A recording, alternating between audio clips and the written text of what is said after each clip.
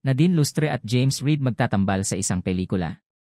Usap-usapan nga ngayon na magbabalik tambalan ang Jadine at papakiligin na naman ang kanilang mga fans. Naging issue kasi ang pagbalik nga ni James Reid sa Pilipinas dahil sa gagawa nga ito ng pelikula na ang magdederek ay si Coco Martin at ang usap-usapan nga ay si Nadine Lustre ang itatambal sa kanya. Marami namang mga fans ang nagiging delulu ngayon sa kanilang pagbabalik tambalan, ngunit ang katanungan nga dito ay kung anong pelikula ang kanilang pagtatambalan at kung kailan nga ito maipapalabas.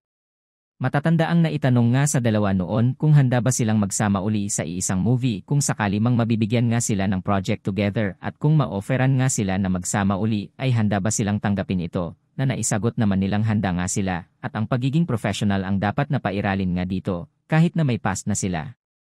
Ay trabaho pa din naman ito at nasa showbiz nga sila kung kaya't hindi nga din malayong talagang magtambal sila. Ngunit para sa kanila ay malabo pa nga sa pagkakataong yun.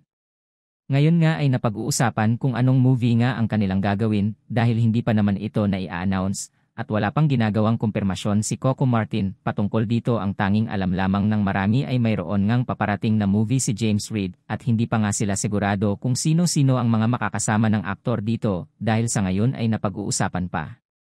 Kasalukuyan namang tahimik ngayon si Nadine at medyo busy nga ito sa pag-promote sa movie nito kasama si Aga Mulak at ito ay mapapanood na ngayong December 2025. May bagong negosyo nga din silang inopen ng kanyang nobyo at ito ay isang restaurant at marami pang mga project si Nadine ngayon na talagang nagpapabesi nga sa aktres at masaya naman ang kanyang mga fans ngayon sa kanyang successful love life at career.